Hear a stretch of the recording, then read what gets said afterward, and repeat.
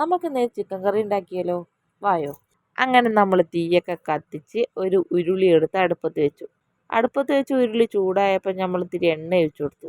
ഞാനിവിടെ വെളിച്ചെണ്ണയാണ് എടുത്തിരിക്കുന്നത്. അങ്ങനെ എണ്ണയൊക്കെ ചൂടായതിന് ശേഷം നമ്മൾ ഉള്ളി എടുത്തിട്ട് കൊടുത്തു. ആ ഉള്ളി നമുക്ക് നന്നായിട്ട് വഴറ്റിയെടുക്കണം. അതിന് നന്നായിട്ട് ഇളക്കി കൊടുക്കുന്നുണ്ട്. ഒപ്പം തന്നെ കുറച്ച് ഉപ്പ് ഞാനിതിൽ ആഡ് ചെയ്യുന്നുണ്ട് കേട്ടോ. ഉപ്പിട്ടതിന് ശേഷം ഞാൻ നന്നായിട്ട് ഇളക്കി കൊടുക്കുന്നുണ്ട്. നന്നായി ഉപ്പ് എല്ലാ ഭാഗത്തും യോജിക്കുന്ന രീതിയിൽ ഇളക്കി കൊടുക്കുന്നുണ്ട്.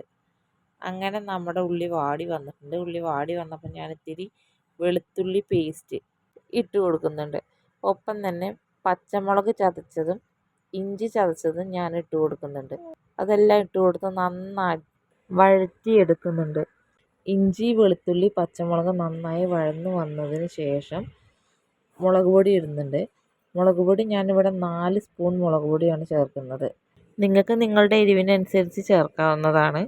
മുളക് പൊടി ഒന്ന് വഴറ്റിയെടുത്തതിന് ശേഷമാണ് ഞാൻ മല്ലിപ്പൊടി ഇവിടെ ചേർക്കുന്നത്. മല്ലിപ്പൊടിയുടെ കൂടെ തന്നെ ഞാൻ മഞ്ഞൾപ്പൊടി ഇവിടെ ചേർക്കുന്നുണ്ട്. മഞ്ഞൾപ്പൊടിയും ഇട്ടതിന് ശേഷം നന്നായി ഇളക്കി യോജിപ്പിക്കുക. പൊടികളെല്ലാം നന്നായി ഇളക്കി യോജിപ്പിക്കുക.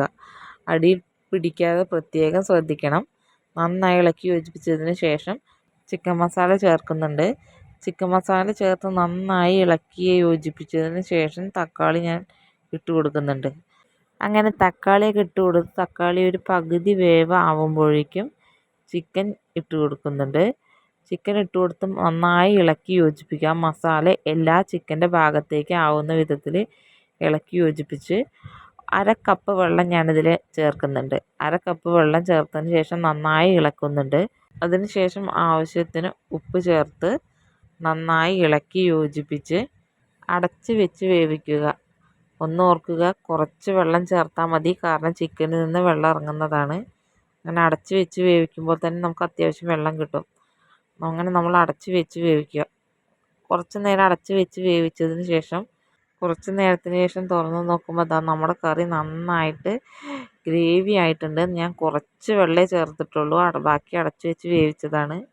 അപ്പോൾ ഇപ്പം തന്നെ അത്യാവശ്യത്തിന് ഗ്രേവി കറി ആയിട്ട് നമുക്ക് കിട്ടിയിട്ടുണ്ട്. അങ്ങനെ നമ്മുടെ ചിക്കൻ കറി റെഡി ആയിട്ടുണ്ട്. കറിവേപ്പില ചേർക്കേണ്ടവർക്ക് ചേർക്കാം കേട്ടോ. നമ്മുടെ കയ്യിൽ കറിവേപ്പില ഇല്ലാത്തത് കൊണ്ട് ഞാൻ ചേർത്തിട്ടില്ല. റെഡി ആയിട്ടുണ്ട്. ഇത് നമുക്ക് ചോറിൻ്റെ കൂടെ, ചപ്പാത്തിയുടെ കൂടെ, പൊറോട്ടയുടെ കൂടെയോ എന്തിൻ്റെ കൂടെ വേണമെങ്കിൽ നമുക്ക് കഴിക്കാം. ചോറിൻ്റെ കൂടെയാണെങ്കിൽ അരികിലൊരു പപ്പടം കൂടി ഉണ്ടെങ്കിൽ അടിപൊളിയായി. ചോറും ചിക്കൻ കറിയും പപ്പടവും കോമ്പിനേഷൻ ഇഷ്ടപ്പെടുന്നവരൊന്ന് കമൻറ്റ് ചെയ്യണേ. ഞാനിവിടെ ചപ്പാത്തിയാണ് എടുത്തിരിക്കുന്നത്. നല്ല ചിക്കൻ കറിയും ചേർത്ത് കഴിക്കാൻ അടിപൊളിയായിരിക്കും. അപ്പം നമുക്ക് അടുത്ത വീഡിയോയുമായി പിന്നീട് കാണാം. വീഡിയോ ഇഷ്ടമായാൽ ലൈക്ക് ചെയ്യുക, ഷെയർ ചെയ്യുക, കമൻറ്റ് ചെയ്യുക, സബ്സ്ക്രൈബ് ചെയ്യാൻ മറക്കരുതേ. Thanks for watching.